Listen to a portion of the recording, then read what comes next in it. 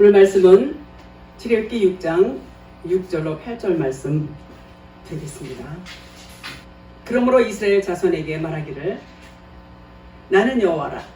내가 애굽 사람의 무거운 짐 밑에서 너희를 빼내며 그들의 노예에서 너희를 건지며 편팔과 여러 큰 심판들로서 너희를 속량하여 너희를 내 백성으로 삼고 나는 너희의 하나님이 되리니 나는 애굽 사람의 무거운 짐 밑에서 너희를 빼낸 너희의 하나님 여호와인 줄 너희가 알지라. 내가 아브라함과 이삭과 야곱에게 주기로 맹세한 땅으로 너희를 인도하고 그 땅을 너희에게 주어 기업을 삼게 하리라. 나는 여호와라 하셨다 하라. 아멘. 자, 나는 여호와라. 나는 여호와라. 이 말씀을 이제 계속해서 하세요. 그리고 여호와가 어떤 분이시고 나는 누구신지 요거에 대해서 계속 말씀하십니다. 내가 애굽 사람의 무거운 짐 밑에서 이렇게 말씀하는데, 그러면 그 짐이 뭐냐? 그 짐이 뭐냐면 나 여호와 할 때 나라는 거예요. 나와 여호와가 한 분이시지만 역할이 달라요. 그래서 하나님이 이스라엘 백성과 함께 들어가 있다는 것. 그러니까는 그 밑에 무거운 짐 밑에 하나님이 이스라엘 백성들만 있는 것이 아니라 그 하나님이 같이 있다는 거예요. 그 같이 있다는 거. 애굽 사람의 무거운 짐 밑에서 함께 노역을 한다, 그런 말이에요. 자, 그러면 짐을 지고 신음소리를 내어준다. 그러면 그것이 하나님이세요. 하나님이신데 우리와 항상 함께 하시는 그 하나님 떨어질 수가 없어요. 왜 떨어질 수가 없냐? 하나님이 우리를 말씀으로 지었기 때문에 그분과 우리는 동질이에요. 성분이 같아요. 항상 우리와 함께 하시는 그 하나님이십니다. 그런데 처음에는 겉에 하나님으로 오세요. 겉에 하나님, 속에 하나님, 이렇게 늘 하나님은 한 분이시지만 이렇게 겉과 속을 말씀하시는 것을 볼 수가 있습니다. 자, 말씀으로 지음받은 우리가 신음소리를 내죠. 신음소리를 내는 것 자체가 주님의 신음소리하고 같아요.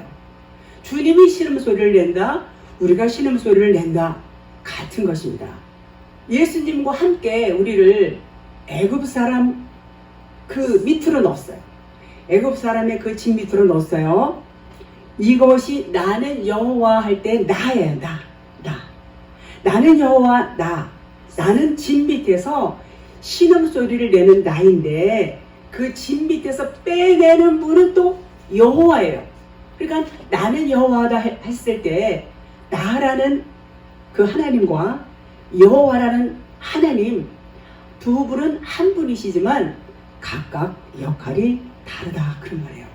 그래서 노역에서 너희를 건지며 그러니까 노역에서 율법을 섬기면서 율법 안에 갇혀있던 너희를, 율법 안에 갇혀있어요. 지금 이스라엘 백성들이 애굽 세상 그 애굽의 밑에서, 짐 밑에서 갇혀있는 거예요.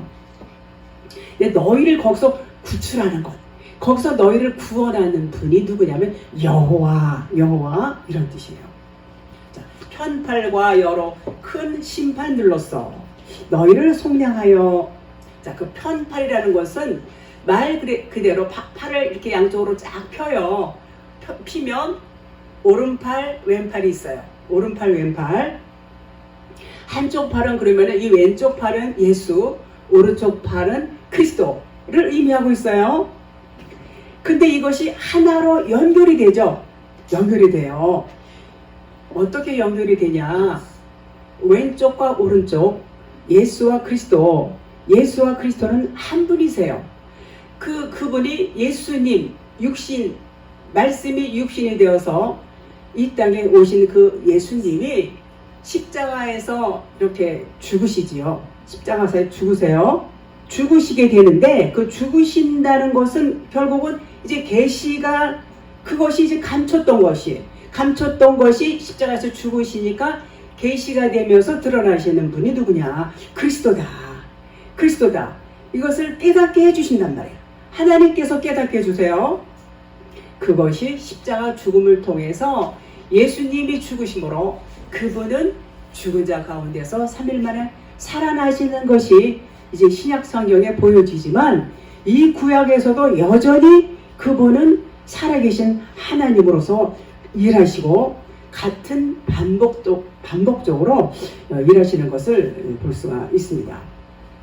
그러면 예수님이 이제는 그분께서 그리스도였구나라는 것을 알게 되는 거예요. 예수님이 예수님으로 끝나는 것이 아니라 그분은 그리스도를 안내하시고 결국은 예수님은 그리스도를 나타내시고 드러내신 분이다. 겉으로 오신 예수님, 속에 계신 그리스도, 두 분은 한 분이다.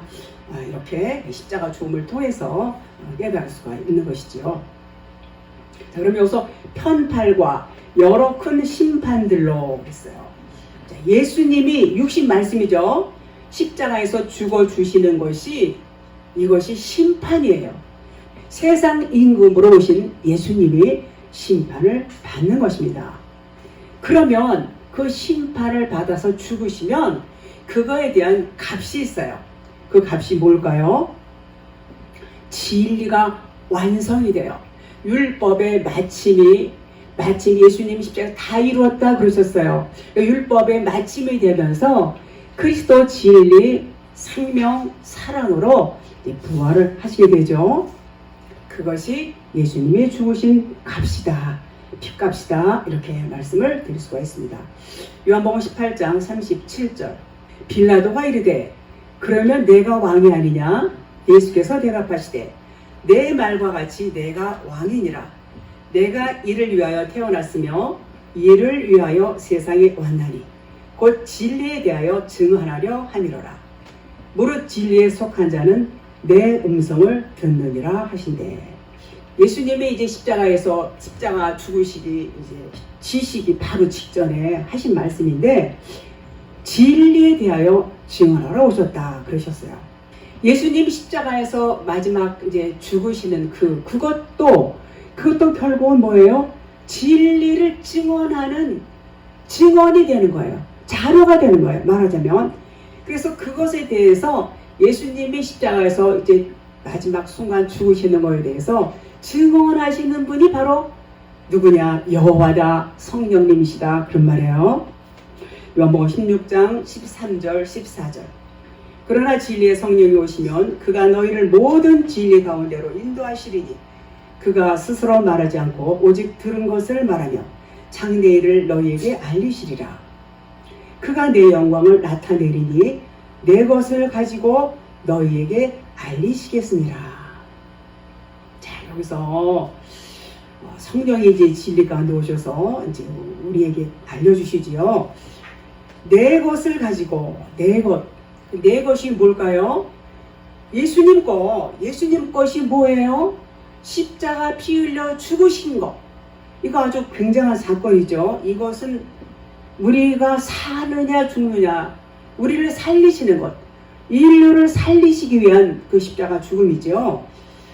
이 말씀, 그래서 내 것을 가지고 육신 말씀 예수님이 십자가에서 죽으신 그 사건, 그것을 가지고 증언한다 그런 말이에요. 그래서 그 의미가 무엇인가를 가르쳐줘야 돼요. 즉 그 뜻은 그 의미가 무엇인 것을 너희들이 알아야 돼. 그 성령이 가르쳐 주시죠. 예수님이 죽으시면서 예수님은 육체로 오셨어요. 첫 번째 하나님, 겉에 하나님으로 오셨어요. 그래서 그분은 첫 곳으로 오신 그분이 죽으셔야 된다는 것을 이렇게 정당하게, 확실하게, 분명하게 보여주시는 것이죠. 이렇게 죽어야 돼. 이렇게 죽어야 돼. 첫째 것은 뭐예요? 우리 첫째 것이 우리 육신이죠. 우리 율법이죠. 육신의 생각이죠. 이것이 전부 첫 것이에요. 예수님이 죽으셨어요. 우리도 이와 같이 죽어야 돼. 라는 것을 알으라는 거예요. 그것을 알지 못하면 소용이 없지요. 그래서 그거에 대해서 성령님이 오셔서 가르쳐 주신다 그런 말이에요. 이 말씀은 여호와께서 예수가 하신 일을 가지고 그것을 설명해 주겠다 그런 말이에요. 내 것을 가지고 예수님이 하신 일 설명해 주신 거. 그러니까 율법이 하신 일, 율법이 주어진 일을 성령께서 풀어주셔요. 성령님이 다 풀어주세요. 풀어서 가르쳐 주세요. 그것이 모세의 율법과 선지자의 글과 다 시편을 통해서 이것을 성령이 알려주신 거예요. 성령이. 그걸 깨달으면 모세의 율법과 선지자의 글과 시편에서 우리는 그것을 굉장히 그 율법이죠. 그거에 대해서 우리가 놓이지를 못해요. 근데 이걸 깨달아야 돼. 이걸 깨닫게 되면 노임을 받아요. 대표적인 말씀 10계명, 10계명. 다른 사람들은 그 10계명을 하라 마라 이렇게 되어 있는데 그 10계명을 지켜야 된다고 다 굳게 믿고 있죠. 하나님 말씀이 하지 말라는데 하지 말아야지. 하라니까 해야지. 이런 거. 그래서 이것을 어떻게 지킬까? 표면 문자로 볼 때는요. 이것은 정말 지키기 힘든 법이에요. 육체의 법이지요. 지킬 수 없게 만든 법이에요. 지킬 수 없게 하나님의 그 법을 만드셨어요. 만드시고 너희는 결코 이것을 지킬 수가 없어. 이걸 지킬 수가 없어. 이것은 내가 지켜줄 거야. 내가 할 거야. 이런 말씀이 그 진리의 말씀이에요. 풀어진 말씀이에요. 그래서 진리로 풀어주시면 그것이 육체의 법이 아니고 성령의 법이 돼요. 이 10계명 대표적인 이 말씀 보면은요. 그거 뭐 계명이 몇 개라고 했어요? 율법 613가지라고 했죠. 그 중에서 하나만 어겨도 다 어기는 것이 돼요. 그러면 사람으로 태어나서 그 법을 다 지킬 수 있는 사람이 있을까요? 없습니다. 없다는 것은 아무도 지킬 수 없다는 얘기는 아무도 그 율법을 지킬 수 있는 법이 아니라는 거예요. 그것을 알라는 거예요. 그런데 사람들은 이건 지켜야 해. 내가 지킬 수 없는 건 못 지켜도 지킬 수 있는 건 지켜야지. 그러면서 부단히 애를 씁니다. 율법을 지키려고. 자, 그래서 그 법이 진리로 풀어지면 이제는 이 율법은 육체의 법인데 육체의 법이 풀어지게 되면 성령의 법이 되는 거예요. 그래서 반드시 그 진리로 풀어져야 한다는 것은 왜요? 우리가 살기 위해서. 육체의 법으로는 우리가 살 수 있는 방법이 없어요. 육체의 법은 율법이에요. 율법 아래서는 생명이 아니에요. 그래서 율법 아래에 있는 자들은 저주 아래에 있다. 이렇게 말씀하시지요. 그래서 우리는 육신의 법에서 놓여요. 그것이 속량이다 그래요. 이제 성령의 법으로 이것이 깨달아지면 깨닫지 못하면 결코 속량이라고 말하지 않아요. 깨달아지면 속량, 이제는 육신의 법에서 우리가 노임을 받고 죄에서 노임을 받는다 그런 말이에요. 그래서 진리를 알게 되면 진리가 너희를 자유케 하리라 이렇게 말씀하셨지요. 그것을 누가 하냐? 나는 여호와 이렇게 말씀하고 있는데 나는이 예수면 여호와는 그리스도 성령님이라고 그랬죠. 그것을 그리스도 여호와가 하신다 그런 말이에요. 요게 뭐예요? 요것이 언약이에요. 처음에는 누구든지 다 이 애굽 세상에 율법 세상에 율법으로 태어나서 율법으로 보고 배우고 자라고 해요. 그러면서 이제는 누구나 다 이 애굽 세상에 말하자면 그러고 살아요. 누구든지. 그러다 보면은 어때요? 그 율법 안에 갇혀 살아요. 갇혀 살면서도 갇힌지 모르고 율법의 노예로 살면서도 그 사실도 인지하지 못해요. 보이는 것들의 지배를 받고 살게 됩니다. 그렇게 살다가 이제 어느 날 하나님의 은혜로 진리의 빛을 받게 되고 이제 깨닫게 돼요. 하나씩 둘씩 깨달으면서 이제는 여기가 율법이고 이거는 세상이고 여기는 진리가 아니구나. 이것을 깨닫게 되면서 깨닫게 되면은 뭐예요? 나오는 거예요. 율법 세상에 나오는 거예요. 나온다는 것은 무슨 의미냐? 우리가 뭐 애굽 세상에서 이렇게 나와 이게 아니라 그 나온다는 의미는 우리 안에 있어요. 우리 안에서 나오는 거예요. 말하자면 우리 안에 내 육신의 생각에서 벗겨져 나오면 그것이 그 율법 세상에서 나오는 거예요. 그러면 어디로 나와요? 광야에서 흘러가. 광야도 결국은 천년왕국의 시작이에요. 이 구원, 그것이 구원이에요. 나오는 것이 이 육신의 생각에서 율법 세상에서 애굽 세상에서 나오게 되면 여기는 진리가 아니야. 이 세상은 보이는 것들은 진리가 아니야. 이것을 깨닫게 되면 나오는 거예요. 그것 나오게 되면 내 안에서 생각 가운데서 관념이 바뀌는 거예요. 관념이 바뀌면 뭐가 돼요? 가난이 되는 거예요. 가난. 생각이 바뀌는 거. 천국은 가는 게 아니에요. 내 안에서 이루어지는 거예요. 천국 가야지. 뭐 이렇게 우리가 늘 그렇게 말하고 들어왔고 그렇게 했어요. 그런데 가는 게 아니에요. 내 안에서, 여러분 안에서 이루어진다. 이렇게 말씀을 드립니다. 그래서 구원이라는 것은 자기 생각이 자기 자신을 억압하고 있었어요. 그 억압하고 있던 생각에서 풀려나는 거예요. 풀려나는 것이 이 진리를 깨달으면서 자기 자신에게서 해방이 되는 것, 이것이 구원이다. 이렇게 말씀을 드릴 수가 있어요. 그러니까 죄와 사망의 법인 율법, 생명의 성령의 법, 진리의 법 사이에서 어떻게 돼요? 방황을 해요. 처음에는 우리가 진리를 깨닫고 율법에서 나왔다고 해도 그 율법에 워낙에 일평생을 젖어서 율법의 사고와 육신의 사고와 기준에 젖어 있다 보면 그것이 하루아침에 되는 것이 아니에요. 그러나 방황을 하고 있지만, 그러나 하나님은 그럼에도 불구하고 가나안에서의 안식을 언약하십니다. 언약하셨어요.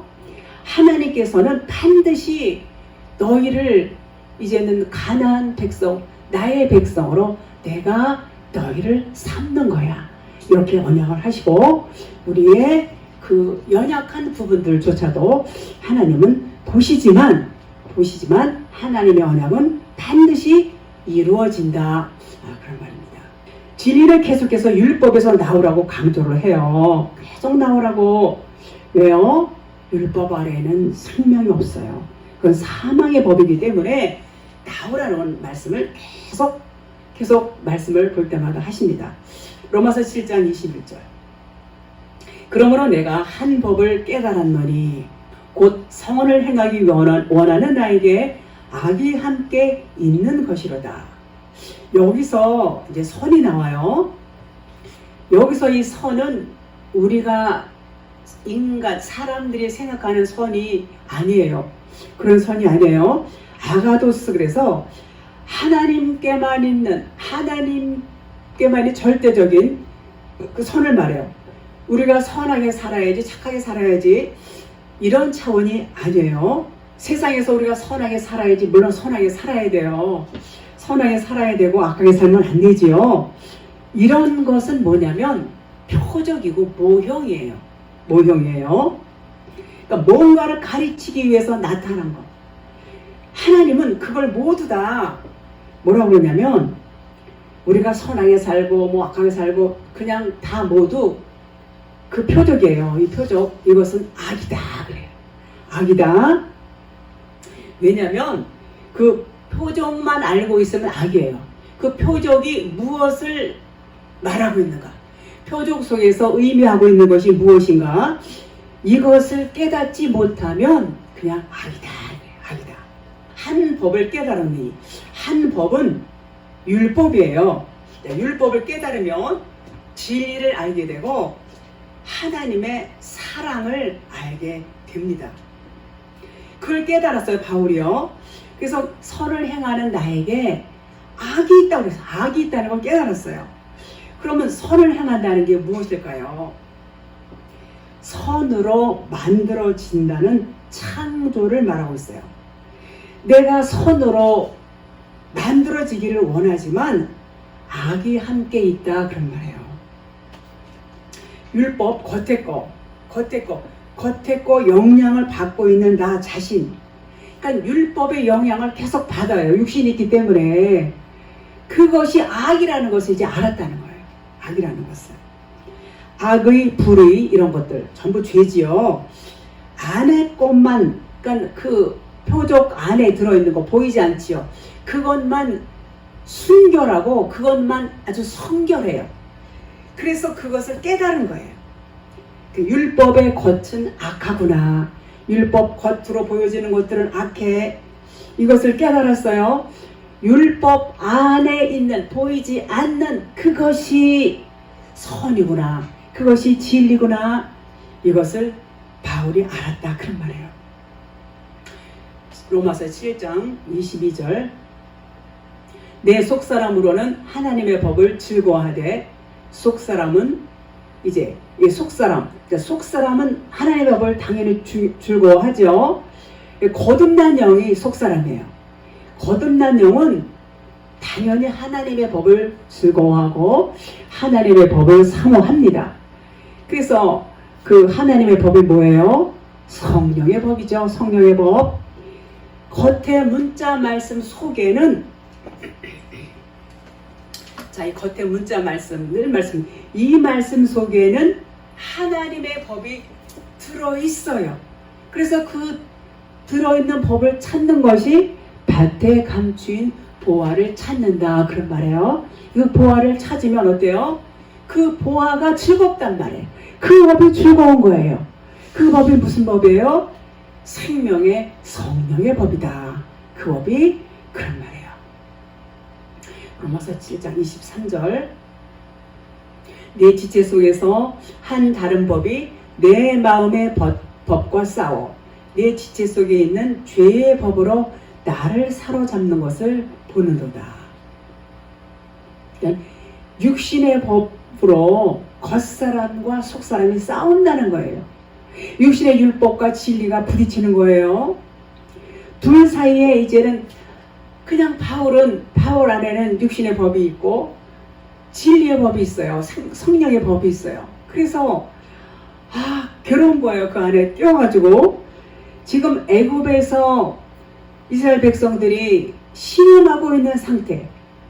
이제 이 상태란 말이에요. 지금 바울도 같은 상태예요. 이 상태로는 어때요? 율법으로는 막 누구를 정죄도 하고 판단도 하고 막 그러죠. 믿음의 법으로는 그러니까 온전히 서 있지 못한 상태. 믿음의 법으로 온전히 서 있으면은 남을 판단하고 정죄하지 않지요.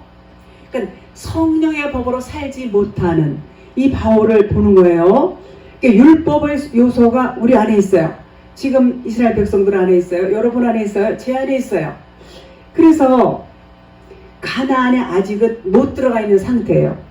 1세대가 아직 살아있는 상태. 1세대가 다 죽어야 가나안을 가죠. 1세대는 그 육신의 것들, 첫 번째 것들. 그래서 육신의 것들, 율법, 세상적인 것들, 이 기준, 가치관, 이것이 남아있는 상태. 그래서 그때는 어때요?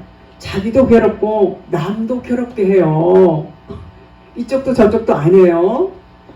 우리도 다 그런 과정이 있고 아마 지금도 더러 그러죠. 그래요. 그래서 때때로 자신을 자책하기도 하고 그렇습니다.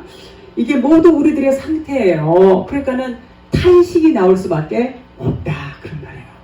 24절에 오라 나는 곤고한 사람이로다. 이 사망의 몸에서 누가 나를 건져내랴. 이 말씀이 이제 오늘 이 본문의 이스라엘 백성들의 신음소리, 여러분과 저의 신음소리 같은 맥락이에요. 바울의 오호라 이 말씀이 똑같아요. 똑같은 말씀. 하나님이 그럼에도 우리를 어떻게 하신다고요? 건져주신다. 건져주신다. 나는 여호와야. 그 여호와께서 건져주신다. 그 말이에요. 나는에서 언약을 하셨죠. 그것을 그 수백 년 전에 언약을 하신 것이 이제 여호와께서 그 일을 실행하시는 거예요. 그 일을 완성하시는 거예요. 어떻게 해요? 너희를 건져줄 거야. 우리를 건져줄 거야. 여러분과 저를 그 사망의 법에서 성령의 법으로 건져줄 거야. 이 말씀인 것입니다. 25절 우리 주 예수 그리스도로 말미암아 하나님께 감사리로다. 그런즉 내 자신이 마음으로는 하나님의 법을 육신으로는 죄의 법을 섬기노라. 그러니까 바울 자신도 자기 안에 두 법이 있다는 걸 깨달았어요. 육신의 법과 성령의 법이 있다는 거. 그러니까 마음으로는 성령의 법을 원하고 섬겨요. 육신으로는 죄의 법을 섬기는 자기의 겉사람이 보여지는 것입니다. 자기 안에 두 인격이 있어요. 그렇죠. 1절 보겠습니다. 8장 로마서. 그러므로 이제 그리스도 예수 안에 있는 자에게는 결코 정죄함이 없나니. 우리가 그럴지라도, 우리가 육신의 소욕이 아직 남아있을지라도, 우리가 겉에 율법의 잔재가 남아있을지라도 그리스도 예수 안에 있는 자에게는 결코 정죄함이 없나니 이 말씀이에요. 두 법이 있지만 우리가 그리스도 예수 안에 있다면 하나님께서는 우리의 겉의 법을 보시는 것이 아니라 우리의 속의 법, 성령의 법 안에 있는 우리를 보신다. 그런 말이에요. 이것이 하나님의 은혜요. 그렇기 때문에 우리는 그럴지라도 우리는 누구를 판단할 수 없어요. 누구를 정죄할 수 없어요. 우리는 이미 예수 그리스도와 함께 십자가에 다 못 박혀 죽었어요. 이미 우리 육신의 법은 다 죽었어요. 육신의 법들은 이미 그리스도 예수와 함께 십자가에 달려 못 박혀 죽었기 때문에 우리는 누구도 판단하고 정죄할 수 없어요. 왜냐하면 우리 안에 그 죽은 법이 있기 때문에 그 죽은 법을 갖고 우리가 거론할 수 없다. 그런 말이에요. 죄와 사망의 법을 섬기는 우리 이 겉사람이 내 속사람 안으로 들어갔어요. 우리는 다 죄와 사망의 법을 섬겼던 그런 사람들 아니었습니까? 여러분이나 저나 모두가. 그러나 이제는 새 법이 왔어요. 새 법, 성령의 법, 생명의 법이 와서 그 옛것, 그 구법, 그 율법, 죄와 사망의 법을 삼켜버렸단 말이에요. 그러니까는 이제는 우리는 그 법이 없는 거예요. 우리는 성령의 법만 있는 거예요. 그러면 이제는 겉사람이 안 보인다. 그런 말이에요. 그것은 이 성령의 법으로밖에 될 수가 없어요. 죄와 사망의 법이 생명의 성령의 법 안으로 들어간 것은 그 믿음, 우리가 그것을 믿음의 법으로, 성령의 법으로만 우리가 알 수가 있습니다. 그래서 성령의 법으로 이제 그 안에 들어간 사람은 결코 정죄함이 없나니. 정죄함이 없어요. 우리는 더 이상 이제는 죄에 매여서 종노릇하는 사람, 죄로 인해서 우리가 판단받는 사람이 아니에요. 하나님께서 이제는 여러분과 저를 우리 속사람만 보는 거예요. 속사람, 겉사람은 안 봐요. 예수가 그리스도 안으로 들어가셨어요. 예수님이 어디로 갔다고요? 그리스도 안으로 들어가신 것처럼 그런 원리와 같아요. 우리의 삶 가운데 그 육신의 법이 보인다 해도 하나님은 그것을 안 보세요. 그것을 안 보시고 속사람, 생명의 법, 성령의 법만 보신다. 그런 말이에요. 우리는 그것을 믿음으로 가져야 돼요. 믿음으로 그걸 갖고 있어야 돼요. 그래야 믿음으로 살 때에 안식을 누릴 수가 있어요. 그래야 우리가 믿음으로 육신의 법에서 좌지우지하지 않아요. 그렇지 않으면 어때요? 그렇지 않으면 막 그냥 엉뚱한 길로 갈 수도 있어요. 우리는 그 믿음을 잡을 때에 우리는 평안 안에서 안식을 누리게 되는 것입니다. 그것이 뭐예요? 가나안의 안식이다. 이렇게 말해요. 정죄함이 없어요. 2절 로마서 8장 2절 이는 그리스도 예수 안에 있는 생명의 성령의 법이 죄와 사망의 법에서 너를 해방하였습니다. 그랬어요. 그리스도 예수 안에 있는 자는 예수와 더불어 죽고 그리스도와 더불어 살아난 자, 거듭난 자, 부활한 자란 말이죠. 겉사람, 육신이 죽은 자가 생명의 성령의 법 안에 있는 자예요. 우리 모두는 그런 자예요. 그것을 우리가 믿음으로 받아들이지 않으면 어때요? 평안이 없습니다. 그런 자들, 육신이 죽은 자가 속이 깨끗한 자. 그게 속이 깨끗하니까 어때요? 겉도 깨끗해요. 속이 깨끗하면요, 겉을 더럽게 하기가 어려워요. 그러나 우리가 육신이 연약한 부분이 물론 있지만 속이 깨끗해진 자를 하나님께서는 겉도 깨끗하다 이렇게 말씀을 하셨습니다. 마태복음 23장 25절 말씀에 화 있을진저 외식하는 서기관들과 바리새인들이여 잔과 대접의 겉은 깨끗이 하되 그 안에는 탐욕과 방탕이 가득하게 하는도다. 이렇게 말씀했죠. 26절에 눈먼 바리새인이여 너는 먼저 안을 깨끗이 하라. 그리하면 겉도 깨끗하리라. 이렇게 말씀합니다. 27절 화 있을진저 외식하는 서기관들과 바리새인들이여 회칠한 무덤 같으니 겉으로는 아름답게 보이나 그 안에는 죽은 사람의 뼈와 모든 더러운 것이 가득하도다. 율법을 철저하게 지킨다는 바리새인들 뭐라고 하셨어요? 지금 외식자라고 그러셨어요. 속에는 탐욕과 방탕이 가득하다 이렇게 말씀하시죠. 이 바리새인들은 아주 율법주의자, 율법을 철저하게 지킵니다. 그리고 판단하죠. 자기들은 의롭다 이렇게 자칭하면서. 그리고 행위로 열심히 율법을 지키는 자. 우리 주님은 뭘 봐요? 겉을 보는 게 아니라 중심을 보신다고 그랬어요. 그들 보고 회칠한 무덤이다 그랬어요. 28절에 이와 같이 너희도 겉으로는 사람에게 옳게 보이되 안으로는 외식과 불법이 가득하도다. 이게 누구한테 하는 말입니까? 여러분과 저에게 하는 말씀이에요. 우리는 그 겉의 것으로 이 행위법이라고 그래요. 율법을 통해서 많은 사람들은 판단을 합니다. 진리 밖에 있으면 판단할 수밖에 없어요. 겉의 것은 표적이에요. 표적이고 그림자예요. 모형이고 율법이고 이것은 세상의 법인데 그것을 죄와 사망의 법이라고 그러죠. 그리스도가 예수를 삼긴 것처럼 생명의 성령의 법이 이 법을 삼켰다는 말이에요. 이제는 율법이 안 보여야 돼요. 우리는 이제는 율법이 안 보여야 돼요.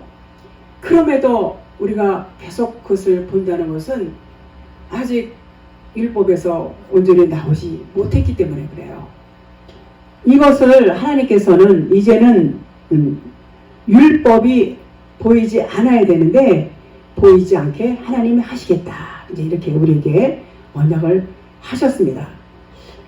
이렇게 바리새인들은 겉으로는 정말 훌륭해 보일 수도 있어요. 그들이 철저한 그런 그 행위를 볼 때는 겉만 볼 때는 그러나 그 행위를 뭐라고 그랬어요? 예수님은 탐욕과 방탕이 가득하다 그랬어요.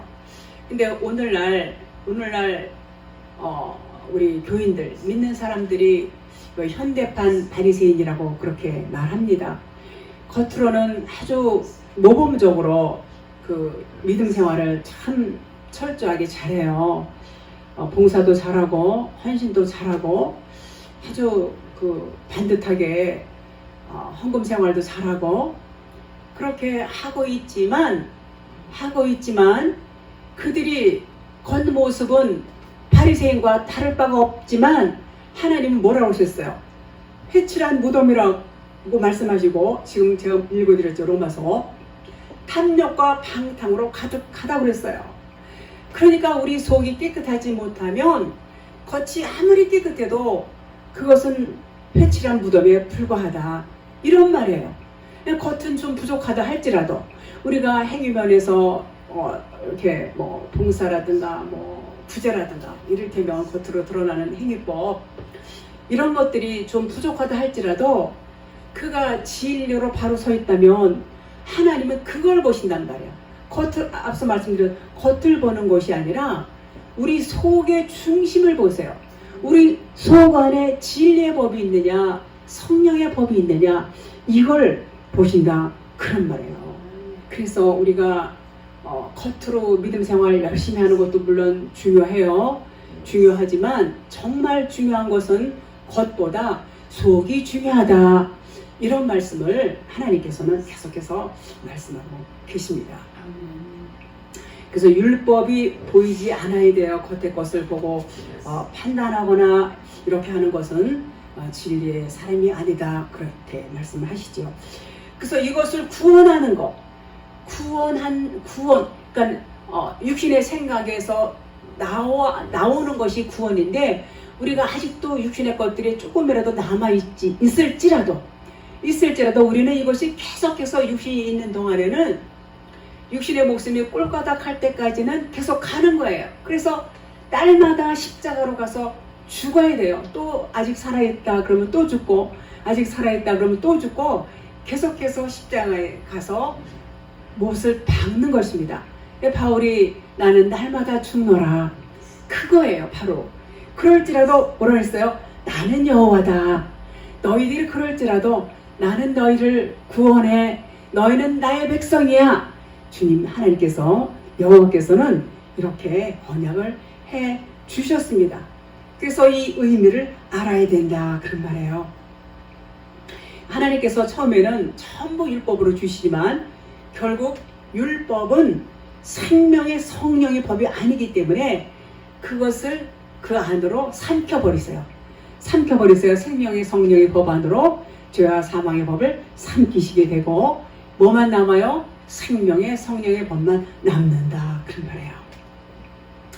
출애굽기 6장 7절, 너희를 내 백성으로 삼고 나는 너희의 하나님이 되리니 나는 애굽 사람의 무거운 짐 밑에서 너희를 빼는 너희의 하나님이 여호와인 줄 너희가 알지라 했어요. 여기서 내 백성이라 그렇게 말씀했어요. 그런데 요 내 백성이라는 말씀을 하시는 것은 애굽 밑에서, 애굽 바로 왕 밑에서 완전히 나왔을 때를 내 백성이라고 말해요. 원래도 내 백성이긴 하지만 이제 애굽에 있을 때는 바로의 수하에 있어요. 바로의 밑에 있기 때문에 이제 거기서 완전히 빠져나오게 되면 내 백성이다, 이렇게 호칭을 하시죠. 그래서 처음에 이제 율법에 있을 때는 내 백성이라는 말씀을 안 했어요. 율법 아래 있을 때는 내 백성이라고 말씀 안 하시고, 이제 율법에서 빠져나오고 나서 내 백성이다, 이런 말씀을 하세요. 믿음의 법 안으로 오니까 하나님의 백성이다, 이렇게 말씀하신 겁니다. 처음에 하나님께서 이제 율법 안에 가둬 놓으시고 무거운 짐을 지게 하신 하나님은 우리들도, 여러분과 저도 이제 애굽으로 이제 하나님께서 이스라엘 백성들 애굽 세상에 보내셨잖아요. 이런 것처럼 여러분과 저도 똑같이 이 세상 안에 이 세상이 뭐라고 했어요? 율법이라고 했죠. 이 보여지는 세상에 이제 우리를 가둬 놓으시고 율법으로 먹고 익히고 이제 율법 안에 살게 이렇게 하십니다. 이것이 뭐냐면 애굽 사람의 무거운 짐 밑에서, 이렇게 말해요. 애굽 사람의 요 말씀은 이 세상에서 사는 그 삶 자체가 무거운 짐이다, 그런 말이에요. 우리가 살고 있는 이 세상 여러 가지 일이 많이 있지만 결국은 무거운 짐이라는 거예요. 하나님은 이런 짐을 허락하시고 이 세상 가운데 우리를 넣으셨어요. 집어넣으시고 거기서 우리를 이제 살게 하셨지요. 그리고 여기서 집어넣기도 하셨지만 이제는 빼내시는 거예요. 빼내시는 분이 누구예요? 여호와다. 집어넣으신 분은 누구라고요? 예수, 겉에 하나님. 빼내시는 분은 여호와다, 이런 말이에요. 그래서 이 세상의 삶 자체가 무거운 짐이다. 여기서 빼내시는 분이 여호와다, 그런 말이에요. 처음에 이 세상에 집어넣으신 분도 하나님이시고 빼내시는 분도 하나님이시고 그분이 여호와다, 그런 말씀이죠. 전도서 3장 21절에 보니까 인생들의 혼은 위로 올라가고 짐승의 혼은 아래로 곧 땅으로 내려가는 줄을 누가 알랴, 이런 말씀이 있어요. 자, 인생 그러면 요 원어에 보니까 벤 아담 이렇게 돼 있어요. 벤은 아들이죠. 하나님의 아들이라는 뜻이에요. 아들이 된 아담이라는 그런 뜻이에요. 인생이라는 뜻이. 인생 그러면 우리 사람들이 이렇게 생각하기 쉬운데, 예, 그래서 원어를 봐야 돼요. 원어에 보니까 벤 아담, 하나님의 아들이 된 아담이다, 그런 뜻이에요.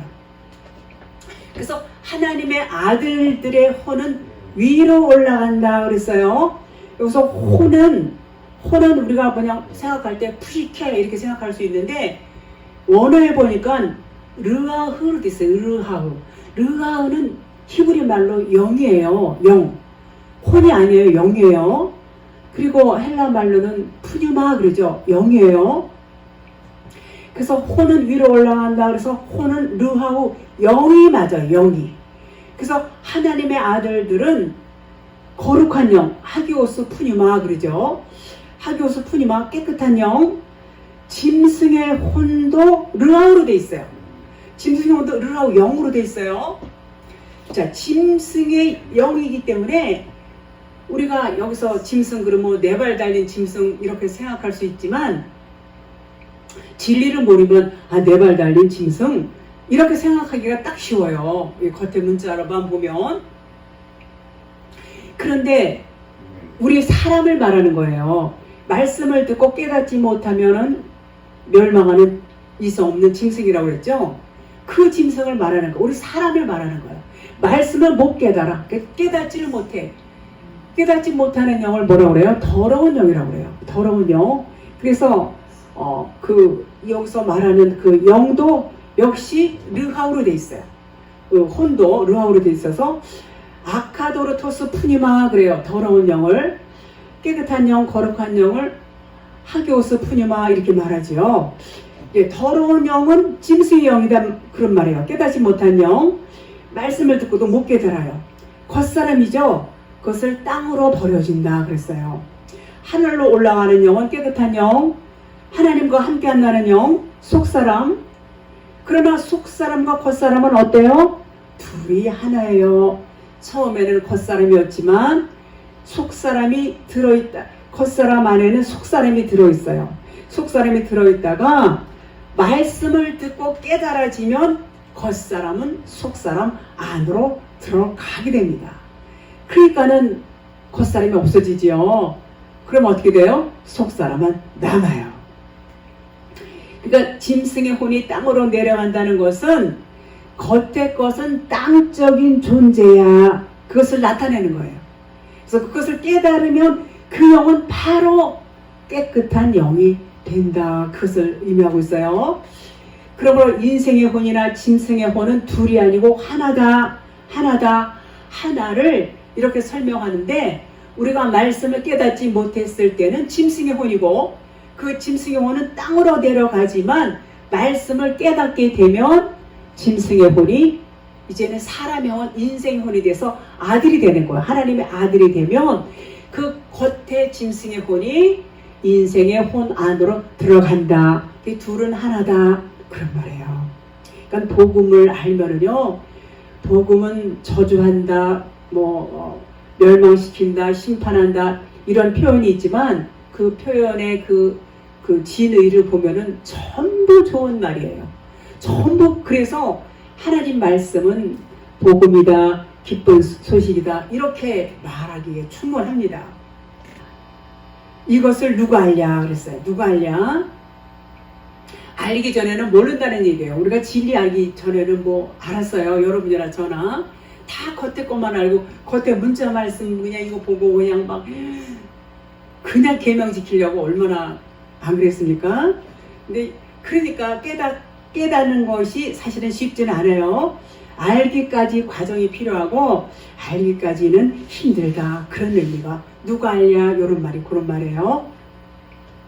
영과 진리의 속사람은 하늘로 올라가고 육신적인 율법의 겉사람은 땅이구나. 땅이야. 그러니까 육신의 것은 벗어야 돼. 요걸 깨달으라는 거예요.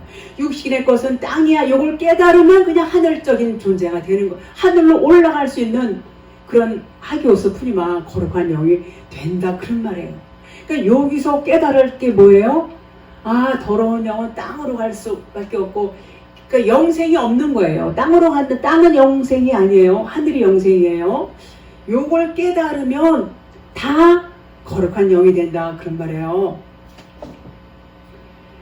그래서 짐승이 인생으로 바뀌고 하늘로 간다 그런 말이에요. 둘이 하나가 되는 거. 내가 어둠이었구나. 여러분과 저는 전부 어둠이에요. 이 세상에 사는 사람들은 다 어두움에 속해 있어요. 그런데 어둠에 속해 있으면서도 그거를 물론 아는 사람도 있지만 대부분이 모르고 살지요. 그래서 내가 어둠이야. 요것이 깨달아지면 빛이 되는 거예요. 그 순간에. 그래서 빛과 어둠은 둘이 다 하나다. 빛이 되기 위해서는 반드시 어둠이 있어야 돼요. 빛만 있으면 이게 빛인지 어둠인지 몰라요. 그래서 하나님께서는 우리에게 빛을 주시기 위해서 어둠이라는 것을 등장시키게 되는 거예요. 등장을 안 시켜주시면 우리는 그냥 빛인지 어둠인지 몰라요. 그래서 어둠에 있다가 빛으로 올 때, 아, 이것이 빛이구나. 이것이 하늘이야. 이것이 천국이야. 이것이 영원한 생명이야. 이것을 알게 되는 것입니다. 그래서 진리의 복음이 뭐예요? 영광스럽다. 이렇게 말씀을 하고 있습니다. 6장 8절 출애굽기. 내가 아브라함과 이삭과 야곱에게 주기로 맹세한 땅으로 너희를 인도하고 그 땅을 너희에게 주어 기업을 삼게 하리라. 나는 여호와라 하셨다 하라. 맹세한 땅. 하나님은 이미 아브라함과 이삭과 야곱에게 맹세를 하셨어요. 언약을 하셨어요.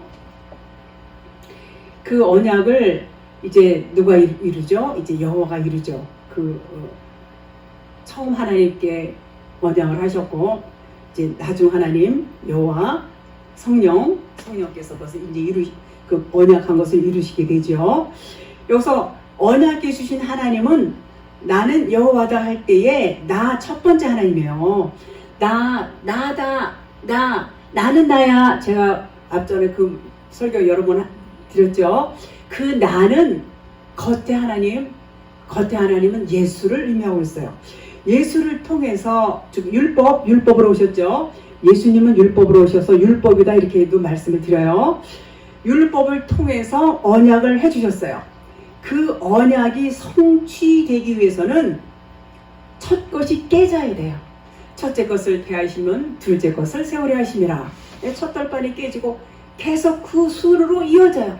첫 것은 전부, 장자는 이제 첫 것은 죽지요. 같은 그런 의미예요. 그래서 율법이 깨져야 율법은 죽어야 할 것을 이제 율법을 먼저 주셨어요. 율법이 이제 죽지요. 예수님 십자가에 죽으셨어요. 그 율법을 우리에게 주신 것은 표적으로 주셨어요. 표적으로 주셨다는 것은 뭐냐면 이것은 진짜가 아니야. 그렇지만 이 안에는 진짜가 들어있어. 그 말씀이에요. 그렇게 주신 분이 첫 번째 하나님이에요. 첫 번째 하나님. 그분이 누구라고요? 예수. 자, 언약해 주시는 분이 첫 번째 나는 여호와 할 때 언약을 해주신 분이 나 하나님. 그 언약을 실행해서 완성하시는 하나님이 여호와다 그런 말이에요. 여호와다. 진리 성령 하나님이시다 그런 말이에요.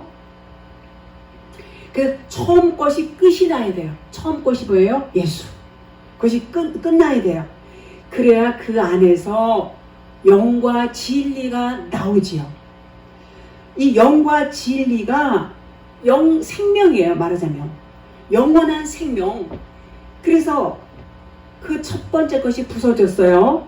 그리고 그 예수님 옆구리 이제 로마 군인들이 창으로 푹 찔렀을 때 뭐가 나왔어요?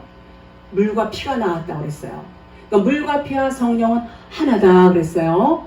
그래서 예수님이 육신이 이제 막 죽으시니까 율법이 끝나니까 물과 피와 성령은 하나, 진리, 사랑, 그리스도 나오시게 되는 것입니다.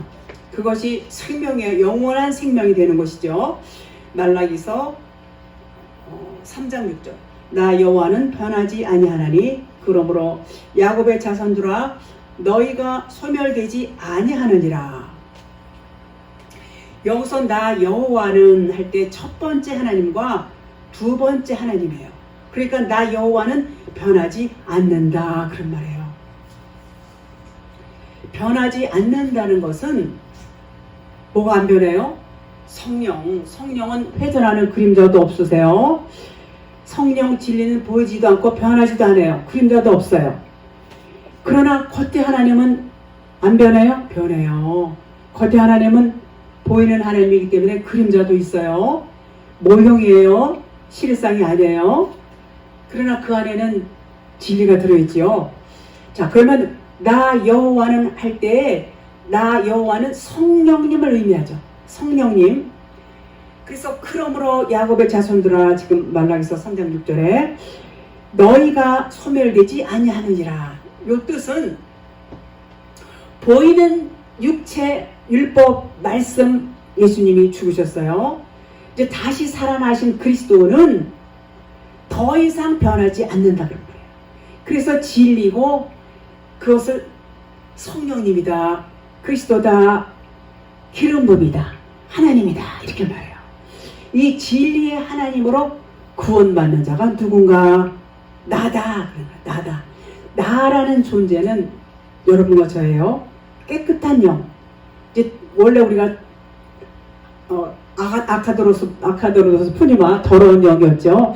더러운 영이 이제는 생명의 성령의 법으로 인해서 거룩한 영, 깨끗한 영, 하기오스 푸니마로 바뀐 거예요.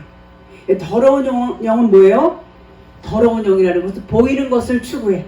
보이는 육신의 것들, 율법적인 것들, 세상적인 것들을 추구하는 그것을 더러운 영이다 그래요. 더러운 영. 우리가 다 그러고 살아있었기 때문에 그것을 더러운 영이라고 그러는 거예요. 더러운 영, 깨끗할 수가 없어요. 왜냐하면 보이는 것대로 사니까. 보이는 것은 거룩한 것이 아니에요. 보이는 것은 전부 율법이고 그것은 그래서 그냥 악하다 그러는 거예요. 보이는 것을 그냥 악이에요. 악. 한마디로 말해서 우리가 그렇게 살고 있으니까 더러운 영이다 그런 말이에요. 근데 하나님께서 우리를 하나님의 백성으로 삼으셨어요. 삼으셨다는 것은 나의 속사람 영을 거룩한 영을 백성으로 삼았다는 그런 얘기예요. 그러면 소멸될까요? 소멸되지 않는다 그런 말이에요. 육체는 다 소멸돼요. 우리 육체는 다 소멸돼요. 이 보이는 육체는 길어봐야 100년이죠. 그러나 소멸되지 않는 것이 있어요. 그것이 바로 고린도후서 4장 18절 보겠습니다. 우리가 주목하는 것은 보이는 것이 아니요 보이지 않는 것이니 보이는 것은 잠깐이요 보이지 않는 것은 영원함이라. 자, 우리는 보이지 않는 영원한 곳에서 영원히 소멸되지 않는 삶을 이제 살죠. 자, 이것이 영생인데 그것은 보이는 것에 대해서는 우리가 죽었단 말이에요. 이제 보이는 것은 이것은 이제 실상이 아니야. 우리가 육신이 있을 때 잠깐 우리 육신의 삶의 수단으로 도구로 쓰임 받는 것 뿐이지 우리는 보이는 것에 소망을 두는 자가 아니다 그런 말이에요. 그래서 우리 속사람이 이제 소멸되지 않는 그 영이죠. 로마서 8장 24절 우리가 소망으로 구원을 얻었음에 보이는 소망이 아니니 보는 것을 누가 바라리요. 자, 보이는 겉의 것은 보이지 않는 안의 것을 가르쳐 주기 위해서 이게 필요한 거예요. 그래서 하나님이 우리에게 주셨어요.